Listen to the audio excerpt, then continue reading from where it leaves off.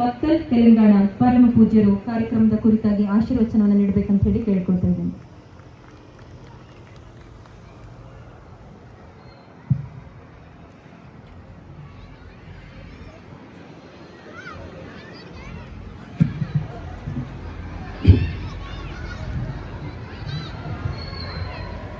सर्वमंगला मांगल्ये शिवे सर्वार्थ साधिके शरण्ये त्र्यंबके देवी नारायण नमोस्तुते. सरस्वती नमस्तुभ्यं वरदे कामरूपिणी विद्यारंभं करिष्यामि सिद्धिर्भवतु मे सदा. शारदा शारदम्बोजा वदना वदनाम्बुजे सर्वदा सर्वदास्माकं सन्निधिं क्रिया. తెలుగు ఎంతమందికి వస్తుందో ఒకసారి చేయలేదండి. తెలుగు నాకైతే కన్నడ రాదు, అర్థమవుతుంది, పెద్దలు చెప్పింది అర్థమైంది, మాట్లాడడానికి రాదు. నేర్చుకుంటున్నాను, ఇప్పుడిప్పుడు నేర్చుకుంటున్నాను తోడును. ఈరోజు తెలుగులో మాట్లాడతాను, మీరు చెప్తే, లేదంటే ఆశీర్వాదిస్తాను పోతాను. ఎంతసేపు చెప్పినా మీకు అర్థం కాకపోతే లాభం లేదు కదా. అందరూ ఒకసారి నమస్కారం పెట్టుకోండి. నేను చెప్పిన అమృతత్వ వేదతత్వాన్ని 3 సార్లు నేను చెప్తాను నాతో పాటు. మొదలు నేను చెప్తాను, తర్వాత మీరు చెప్పాలి. అమృతత్వ వేదతత్వం. మాతృమూర్తులు చాలామంది వచ్చారు, అయ్యవార్లు తక్కువ వచ్చారు. మరేంటో చూడాలి, ఒకసారి రైచూరిని మరొకసారి ప్రసన్నంగా చూడాలి కన్నెత్తి. నెక్స్ట్ ఏదైనా సభ ఉంటే అయ్యవార్ల సంఖ్య పెరిగేటట్టుగా చూడాలి. ఇప్పుడు నేను ఒక దివ్య మంత్రం చెప్తాను, మీరందరూ చెప్పండి. ఓం నమః శివాయ.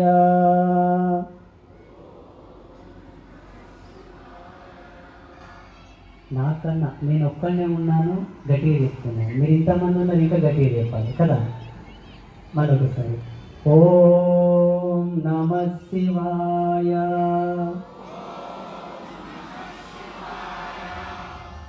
ఓం నమః శివాయ. ఓం నమో నారాయణాయ.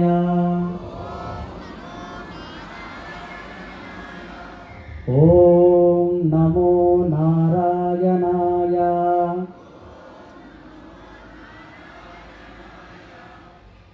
ఆరంభంలో నేను చెప్పాను, వేదతత్వ అమృతము, వేదాంత తత్వ అమృత నామములు, ఇవి 2.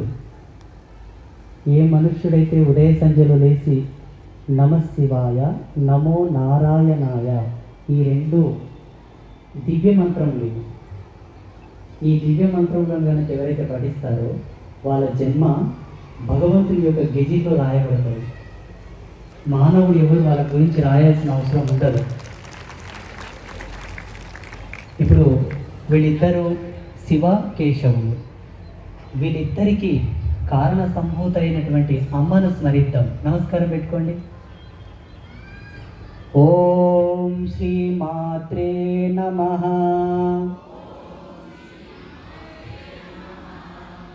ఓం శ్రీ మాత్రే నమః.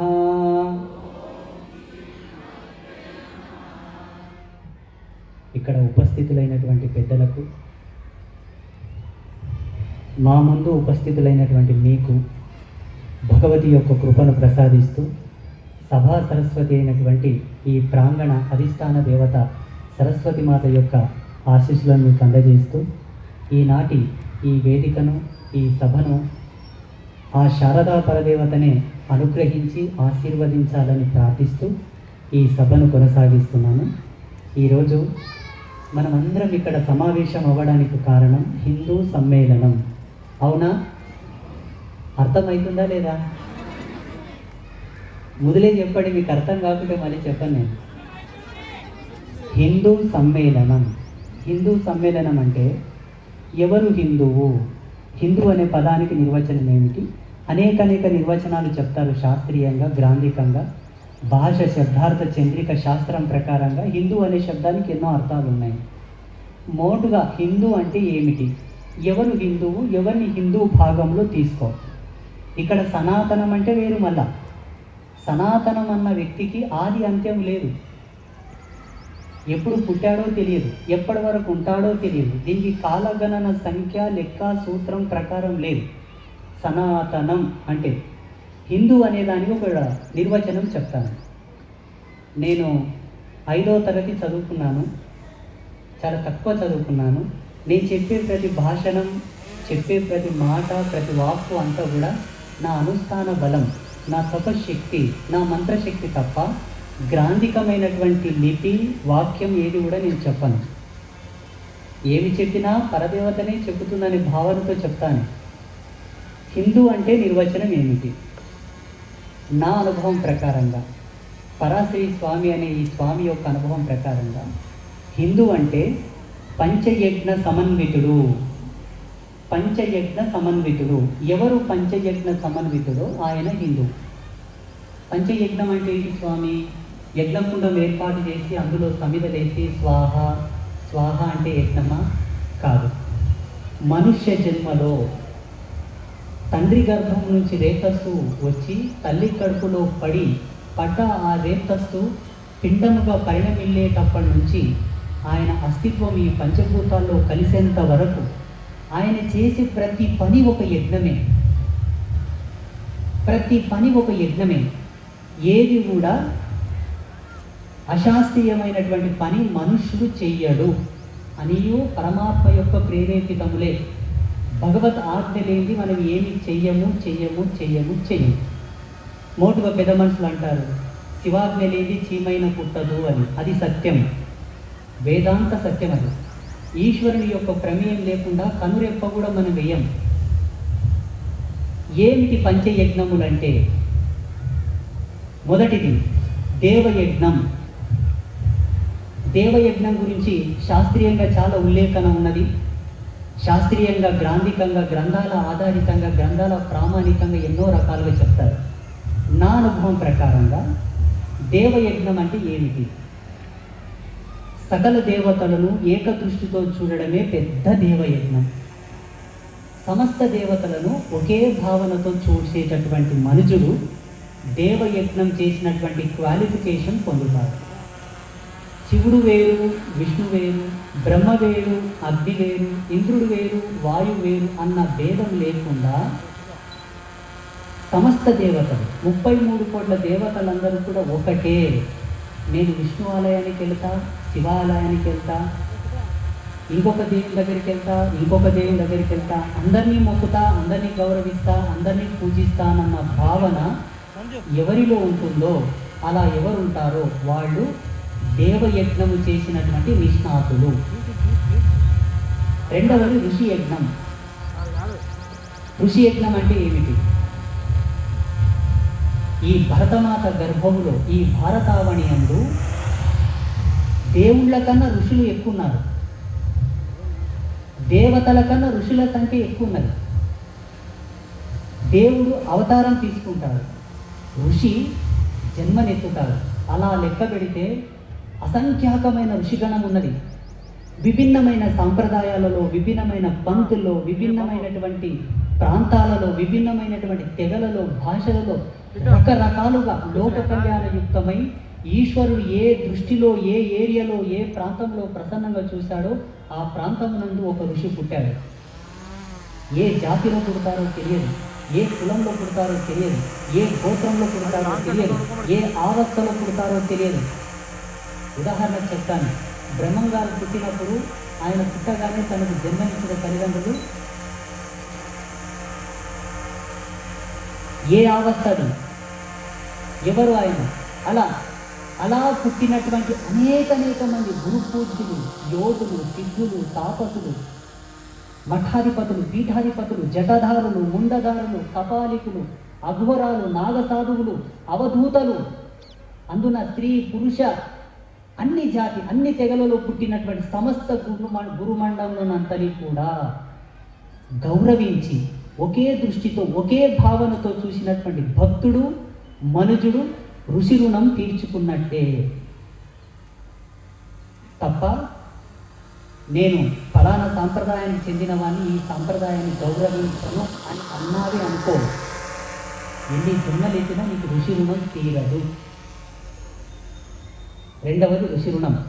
అందరు గురువులను గౌరవించాలి, అన్ని సాంప్రదాయాలను గౌరవించాలి, అన్ని పంథాలను గౌరవించాలి, అన్ని మఠాలను గౌరవించాలి. ఒకవేళ నీకు నచ్చకపోతే పోవద్దు, కానీ నీ సాంప్రదాయం నువ్వు గౌరవించుకో, కానీ ఇతర సాంప్రదాయాలను దూషించొద్దు. ఇలా మెలిగినటువంటి హిందూ ఋషి రుణం తీర్చుకున్నట్టు క్వాలిఫైడ్ అవుతాడు, అర్హత పొందుతాడు. మూడవది భూత రుణం. భూత రుణం అంటే ఏంటి? భూతం అంటే దయ్యమా? భూతం పట్టింది అంటారు. భూతం అంటే దయ్యమా? భూత రుణం అంటే అర్థం ఏంటంటే పంచభూతాలు మనకున్నాయని పెద్దలు చెప్పారు. 5 ఎలిమెంట్స్. ఈ పంచభూతాలలో దేనికి కూడా మన వలన కించిత్తైన వెంట్రుక ప్రమాణం అంతా కూడా అపాయము జరగకుండా మనం బ్రతికి ఆ పంచభూతాల యొక్క కేంద్రీకృతంతో పుట్టినటువంటి 84 లక్షల జీవరాశులను కూడా మనం బ్రతికిస్తూ వాటితో పాటు మనం కలిసి బ్రతకగలిగిన నాడే భూతరుణం మన నుండి తీరిపోతుంది. భూతరుణంలో మనం క్వాలిఫైడ్ అవుతాం. తప్ప నేను బ్రతకాలని, నా ఆకలి తీరాలని, నా పిల్లల కడుపు నిండాలని చెప్పి గొర్రెను, మేకను, బర్రెను కోసుకొని తింటే భూతరుణం తీరదు.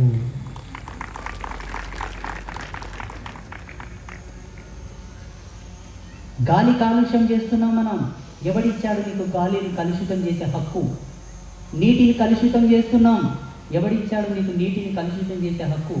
చేతనైనంత వరకు మన హిందూ ధర్మంలో, మన హిందూ తత్వంలో, మన హిందూ రక్తంలో దేనినైనా బ్రతికించి గౌరవించమని చెప్పింది మన జాతి తప్ప కలలో సైతం దేనిని నిందించొద్దు, పాడు చేయొద్దని చెప్పింది మన ధర్మం. వాడు హిందూ, అది హిందూ జాతి. దాంట్లో భాగంగా మన పెద్దలు ఏం చేశారు? రావి చెట్టును బ్రతికించడం చూపించారు. ఎందుకోసం అంటే ఒక ప్రాంతమునందు రావి చెట్టు ఉంటే ఇటు 6 కిలోమీటర్లు, అటు 6 కిలోమీటర్ల వరకు భౌగోళికమైన స్థితిగతులు సమానంగా కంట్రోల్ చేస్తుంది రావి చెట్టు. నేచర్ కంట్రోలర్ రావి చెట్టు.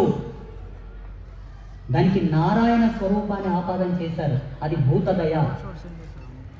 గౌమాతను పూజించమని చెప్పారు. ఎక్కడ గౌమాతను నిలబెడతామో, ఎక్కడ గౌమాత ఉంటుందో భూమిలో ఉత్పన్నమయ్యేటటువంటి అనేక నెగిటివిటీస్, సైన్స్ ప్రకారంగా చెప్తారు నెగిటివిటీస్ అని, ఎన్నో దుష్ట శక్తులని మన శాస్త్రీయంగా చెప్తారు. వాటన్నిటిని గౌమాత కంట్రోల్ చేస్తుంది. అది భూతదయ. గంగలో మునిగి పాపాలు పోగొట్టుకోమని చెప్పింది శాస్త్రం, కానీ గంగలో పాపపు పనులు కూడా చేయొద్దని చెప్పింది శాస్త్రం. ఏమిటి పాపపు పని? గంగకు సమీపంలో నీ ఇల్లు ఉంటే నీ డ్రైనేజ్ వాటర్ అంతా దాంట్లో కలపమని ఎవరు చెప్పాడు? మనం అండర్ గ్రౌండ్ ఏర్పాటు చేసుకో, భూమిలో పోనీకి చేయి. గంగలో స్నానం చేయమని చెప్పారు, కానీ నీ పేమిని బట్టలు దాన్ని ఇడిసి దాన్ని గబ్బు లేపమని ఎవరు చెప్పాడు నీకు? ఒడ్డు మీద చెట్లు ఉంటాయి, చెట్ల మీద వాడే, పక్కకు వాడే, దూరం వాడే. ఇది భూతదయ. నాలుగవది మనుష్య రుణం.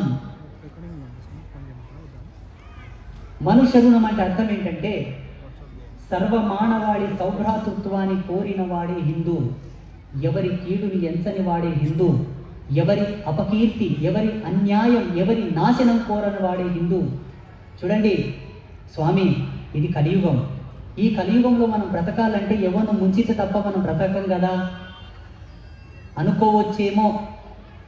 చూడండి, నిన్ను పుట్టించినోడు నీ పడి పుట్టించలేడా? బ్రతుకు నీకొకటికే ఉందా? అరణ్యాల్లో సంచరించేటటువంటి జీవరాశులకు ఎవడు పెడుతున్నాడు తిండి? పశు పక్షాదులకు, జంతు జాతులకు ఎవడు పెడుతున్నాడు తిండి? అవి బతకటం లేదా? నిన్ను పుట్టించిన వాడు నీ పడి పుట్టించాడు, ధర్మంగా నేను నిలబడమన్నాడు అంతే. నువ్వు ధర్మంగా నిలబడయా, నేను అన్ని పంపిస్తాను చెప్పాడు. మనమే అత్యాశకు అన్ని ప్రాకులాడుతూ, తగులాడుకుంటూ, పోట్లాడుకుంటూ, కొట్లాడుకుంటూ మన జన్మధర్మం మనం మర్చిపోతున్నాం. మనం ఏమైపోతున్నామో మనకే అర్థం కాక మళ్ళీ పుడుతున్నాం. ఎక్కడ పుడతామో, ఏ స్థితిలో పుడతామో తెలియదు. మనుష్య రుణం తీర్చుకోవడం ఎట్లా?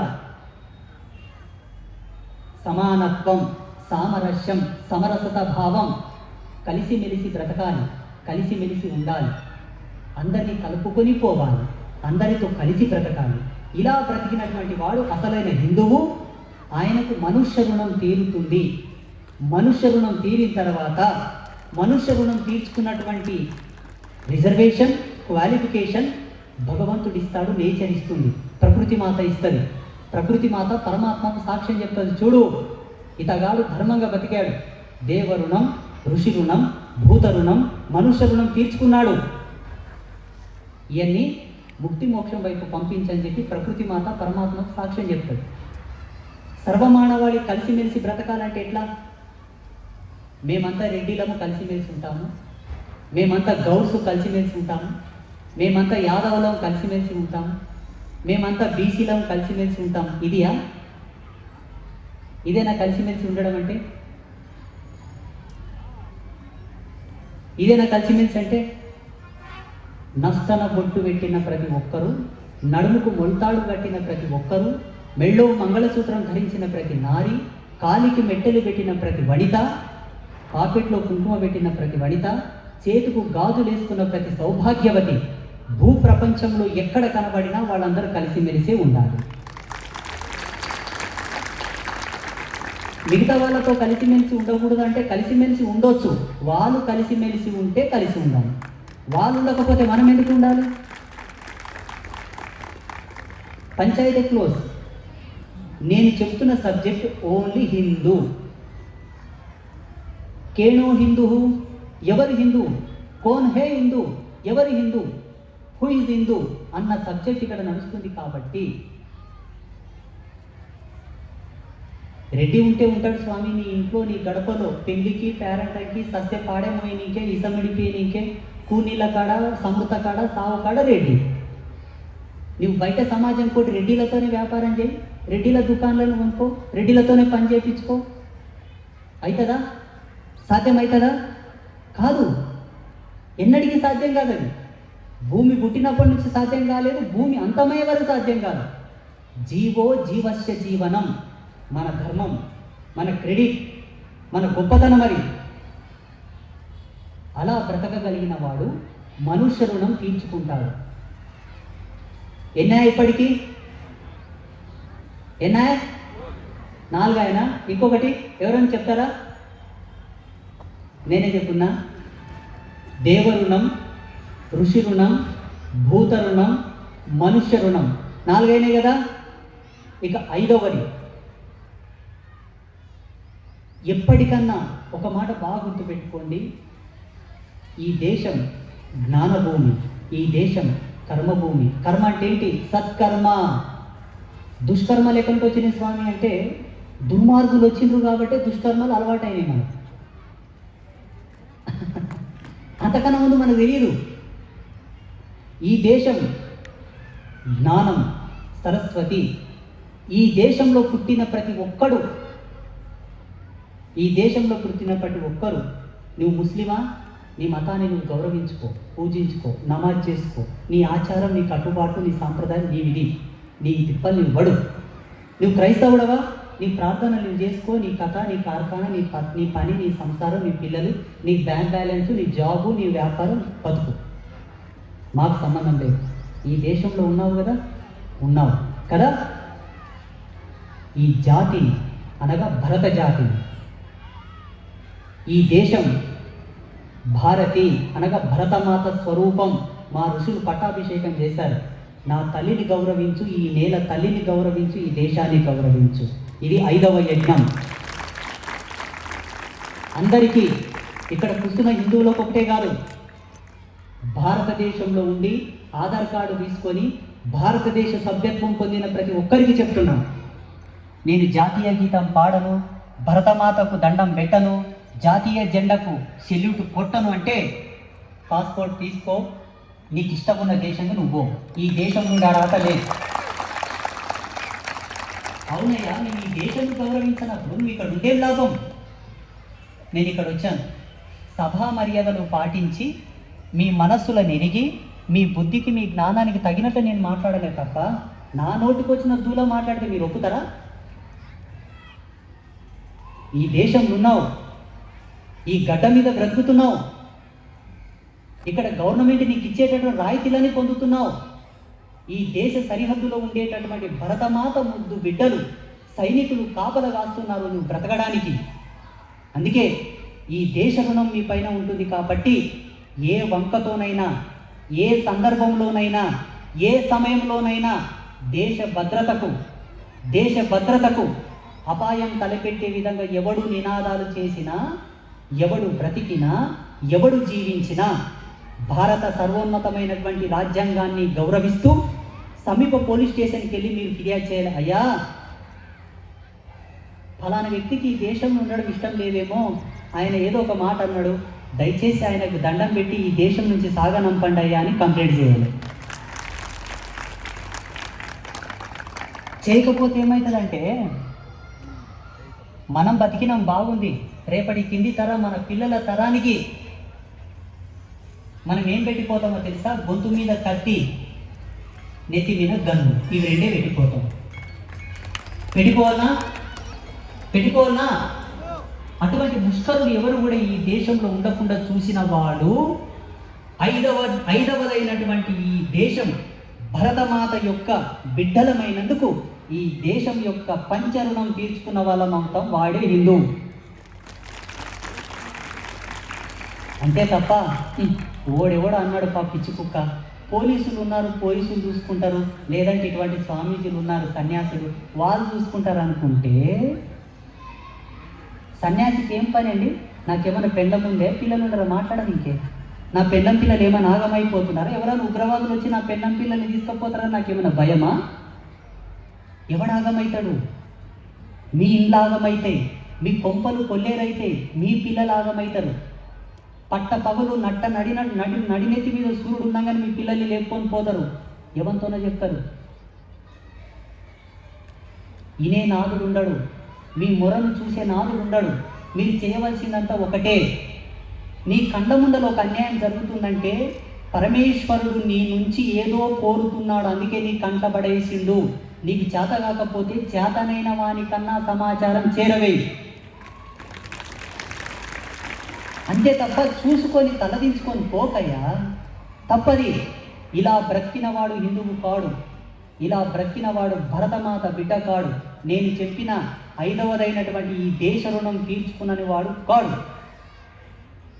సోషల్ మీడియా మాధ్యమంగా మీకు ఎన్నో వీడియోలు వస్తూ ఉంటాయి, వాట్సాప్లో, ఫేస్బుక్లో, యూట్యూబ్లలో.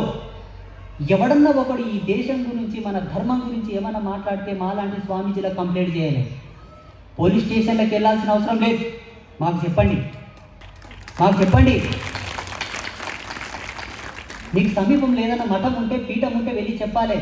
పూజ్య స్వామీజీలకు పాద నమస్కారం చేసి, అయ్యా గురుదేవా, స్వామీజీ, ముత్య, అప్పాజీ, ఏదో ఒక మాట అనండి అని. ఇతను ఏదో మాట్లాడుతున్నాడు పెద్ద మనిషి, మేము తెలియనోళ్ళము, మాకేం తెలుసు, మీరు పెద్ద మనుషులు, సకల శాస్త్ర కోవిదులు, ధర్మం తెలిసిన వాళ్ళు, దేశం గురించి తెలిసిన వాళ్ళు కాబట్టి వీళ్ళ మీద ఎట్లా నిర్ణయం తీసుకుంటారో తీసుకోండి అని చెప్పి స్వామీజీల కాళ్ళకడ పెట్టి రావాలి. ఒకవేళ స్వామీజీలు బిజీగా ఉండి, వాళ్ళ ప్రవచనాలు భజనలో ఉండి బిజీగా ఉండి చూసుకోకపోతే, మీకు అందుబాటులో ఉండి మీ ఓటు హక్కును వాడుకుంటూ మిమ్మల్ని వాడుకుంటున్నటువంటి రాజకీయ ప్రతినిధి ఉంటాడు కదా, Congress party leader, BJP party leader, BSP party leader.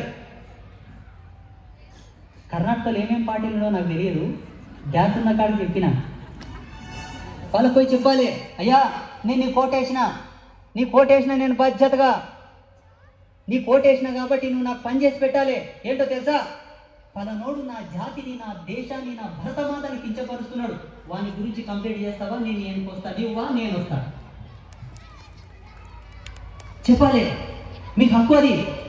ఒకవేళ వాళ్ళు ఇవ్వకపోయి అనుకుందాం, పార్టీ అధిష్టానం వాళ్ళకి గొంతు నొక్కుతుంది, వాళ్ళ మీద కొన్ని ఆంక్షలు పెడతాయి, వాళ్ళు కూడా మీ ఫైల్ పక్కకెట్టి అనుకుందాం. మిగిలింది ఎవరు? గురువులు పోయి, రాజకీయ నాయకులు పోయి, మిగిలింది ఎవరు? పోలీసులకు చాలా పనులున్నామా? పోలీసులకు చాలా పనులు ఉన్నాయి. పాపం నిజం చెప్తున్నా, సత్యం చెప్తున్నా, ధర్మాసనం మీద కూర్చున్నాను, ఇది వ్యాస స్వరూపం. భారతదేశంలో అందరికన్నా ఎక్కువ కష్టపడేది పోలీసులు, మీకు తెలియదు, నాకు తెలుసు. పోలీసులకు ఎంత స్ట్రెస్ ఉందో తెలుసా? ఎవరైనా ఇక్కడ పోలీస్ అధికారులు ఉంటే వాళ్ళకు దండం పెట్టవచ్చు. నిజంగంటే అడ్డం వచ్చిన పంచాయతీలు ఓల వినే పడతాయి. సార్ సార్ సార్ నా మొగుడు నన్ను కొట్టినని పోతాడు ఒక ఆయన. సార్ సార్ సార్ నా పెళ్ళం వస్తలేదని పోతాడు ఒక ఆయన. ఇవి ఇట్లే ఉన్నాగా ఎక్కడో బాంబు పెట్టిందంటే ఆడు కుడకలే, ఒక ఎమ్మెల్యే వచ్చిందంటే ఆడి కుడకలే, అతనికి భద్రత ఇయ్యలే, మాలాంటి పీఠాధిపతులకు భద్రత ఇయ్యలే, ఎవడన్నా భూమి పంచాయతీలో కొట్లాడుతుంటే ఓలని కంట్రోల్ చేయలే, పోలీసుల టెన్షన్ ఓలతో వెళ్ళిపోతావు తల్లి. మిగిలింది ఎవరు? మహిళలందరికీ మహిళా సంఘాలు ఉన్నాయా లేవా? ఉన్నాయా? మొత్తం మహిళా సంఘాలంతా ఒకతోన సమావేశమై నిర్ణయం చేయలే. ఏం చేయాలో తెలుసా? గరిట కలిపేటప్పుడు మనం అమ్మలం, కత్తి పట్టినప్పుడు కనక దుర్గలమని సంఘటితం కావాలి. గంటె బట్టి తిప్పి తిప్పి కమ్మగా ఉండిపెట్టడానికే మనకు వస్తుంది అనుకుంటున్నామా? కాదు. ఒక్కసారి భద్రకాళి అవతారాన్ని చూడండి, ఒకసారి కనకదుర్గ అవతారాన్ని చూడండి. మహిళా మూర్తులందరూ సమావేశమై అప్పుడు పోలీస్ స్టేషన్ కడుకోవాలి. మీరు ఒక్కరి వద్ద వాళ్ళు తీసుకోరు, మీరు ఒక్కరి వద్ద వారు కంప్లైంట్ తీసుకోరు. అందరు సంఘటితమైపోవాలి. పోయి చెప్పాలి, అయ్యా ఈ దేశం అంటే మాకు ప్రాణం అండి, ఈ భరత జాతి అంటే మేము ప్రాణం కూడా ఇస్తామండి, మరి మాకు ఇష్టమైన దాన్ని ఎవడో కించపరుస్తున్నాడు, మేమెట్లా ఊరుకున్నారండి, దయచేసి వాళ్ళ మీద యాక్షన్ తీసుకోండి అని వినయ వినమ్రతలతో ఒక మాట ఇచ్చి రావాలి. అయ్యవారు ఏం చేయాలి? వీళ్ళకి కొన్ని సంఘాలు ఉంటావేమో, ఉంటాయి. ఏం సంఘాలు? వాళ్ళకు సంబంధించిన సంఘాలు ఉంటాయి. వాళ్ళందరూ సంఘటితం కావాలి, వాళ్ళు కంప్లైంట్ ఇవ్వాలి. ఇలా సంఘటితం అవ్వగలిగితేనే పుల్వామాలో జరిగిన దాడులు, పెహల్గావ్లో జరిగిన దాడులు, బంగ్లాదేశ్లో జరుగుతున్న దాడులు రేపు మన ప్రాంతంలో, మన ఏరియాలో, మన వాడల్లో జరగకుండా ఆగుతాయి. ఇది హిందూ అనేవానికి పరిపూర్ణమైన నిర్వచనం. అంతే తప్ప మా తాత మంచి వ్యాపారస్తుడు, గంజులో 4-5 అర్తులు నడుపుతుండే, వచ్చేటప్పుడు చూసి వచ్చిన మంచిగా అర్తులు నడుపుతుండే, ఒక 100 కోట్లు సంపాదించిండు. సాల్పా ఆరాం, 2 కార్లు ఉన్నాయి, మస్తు భూమి ఉండదు, డబ్బులు ఉన్నాయి. కొడుకా పట్టు, మా అప్ప నాకు ఇచ్చి నేను నీకు రాసిస్తా, పట్టు తిను ఆరాం ఉండని ఇచ్చిపోతావు. బాగుంది. నీ పోయినాక ఎవడో బతకడానికి చేతగాని ముష్కరుడు, దుర్మార్గుడు, రాక్షస గణేంత్రంలో ఉండిన క్రూరుడు, రక్తపు కూడు తప్ప వానికి వేరే అన్నం విలువ తెలియని వాడు వచ్చి నీ కొడుకు గొంతు మీద కత్తి పెడతాడు. ఎవరికి ఇచ్చిపోయినట్టు నీవు ఆస్తి పోలేదా? భరతమాత ఎంత ఆస్తిని కోల్పోయిందో మీకు తెలియదా? ప్రపంచంలో ఉండేటటువంటి సంపద అంతా ఈ జాతిదే, ఈ ధర్మానిదే, మన దేశానిదే. కోహినూర్ డైమండ్ ఏడుంది? సోమనాథ్ దేవాలయంలో ఉండేటటువంటి అసంఖ్యాకమైన సంపద ఏడున్నది? వారసత్వం అనుకుంటా కళ్ళు మూసుకొని పాలు తాగినాము, వచ్చి అంతా తీసుకుపోయింది. రేపు గదే జరుగుతుంది. ఏమీ జరగదు, గదే జరుగుతుంది. ఏమీ జరగదు. అదే నీ కొడుకుకు ఆస్తి రాసిచ్చేటప్పుడు ఒక మాట చెప్పిపోయింటే, చూడరా 100 కోట్ల ఆస్తి నీకు ఇస్తున్నా, రేపటి నాడు ఎవడన్నా నీకు వస్తే కనీసం నీ గురించి మాట్లాడినా కాకి అంత బలగం నీకు తోడు రావాలంటే అందరినీ కలుపుకొని పో బిడ్డ అని చెప్పిపోయింటే, మనం ఏం చేస్తాం? మనం రెడ్డిలం కలిసిమెలిసి ఉండాలంటాం. రెడ్డి కమ్యూనిటీ లేకపోతే ఇంకా నీవు గోయిందా? మనం గౌడ్స్ కలిసిమెలిసి ఉండాలంటాం. గౌడ్స్ కమ్యూనిటీ లేకపోతే, లేని చోట్ల నీవు ఇల్లు కట్టుకుంటే గోయిందా? అది కాదు. నస్తన పొట్టు పెట్టిన ప్రతి ఒక్కడు భరతమాత ముద్దు బిడ్డ, అవునా కాదా? ఆ సంఘటితం మీ లోపల రావాలి. అలా వచ్చిన నాడే నీ 100 కోట్లు సేఫ్, మన దేశం సేఫ్, మనము సేఫ్, అవునా కాదా? కాదా? చెప్పండి, ఎవరన్నా కాదనంటే చెప్పండి, అవునా కాదా? కాదనే వాళ్ళు ఎవరైనా ఉంటే బంగ్లాదేశ్ పోయి ఒక నెల ఉండిరాను, పాకిస్తాన్ పోయి ఒక నెల ఉండిరాను, లేదా ఇజ్రాయెల్ పోయి ఒక నెల ఉండిరాను. మీరు పోతామంటే నేనే దండేసి వీసా పాస్పోర్ట్ ఇచ్చి పంపిస్తాను. చూడండి మన ధర్మం ఎంత గొప్పదో ఒకే ఒక్క మాట చెప్తా, అమృతస్య పుత్ర. మన ఋషులు మనకు చెప్పారు, హిందువు అనేవాడు అమృతం, ఎప్పటికీ మృతము కానటువంటి జాతి, ఎప్పటికీ నాశనము కానటువంటి DNA, అట్టి అంకురము మన శరీరంలో ఉన్నది. కాబట్టి మన ధర్మానికి ఎప్పుడు కూడా గ్లాని వాటిల్లదు. ఎవడు మనల్ని ఏం చేయలేడు ఈ ప్రపంచంలో. మనల్ని ముట్టాలంటే వాయుదేవుని ముట్టాలే, మనల్ని ముట్టాలంటే వరుణదేవుని ముట్టాలే, మనల్ని ముట్టాలంటే భూమాతను ముట్టాలే, మనల్ని ముట్టాలంటే అగ్నిదేవుని ముట్టాలి. ఎందుకంటే వాళ్ళందరినీ మనం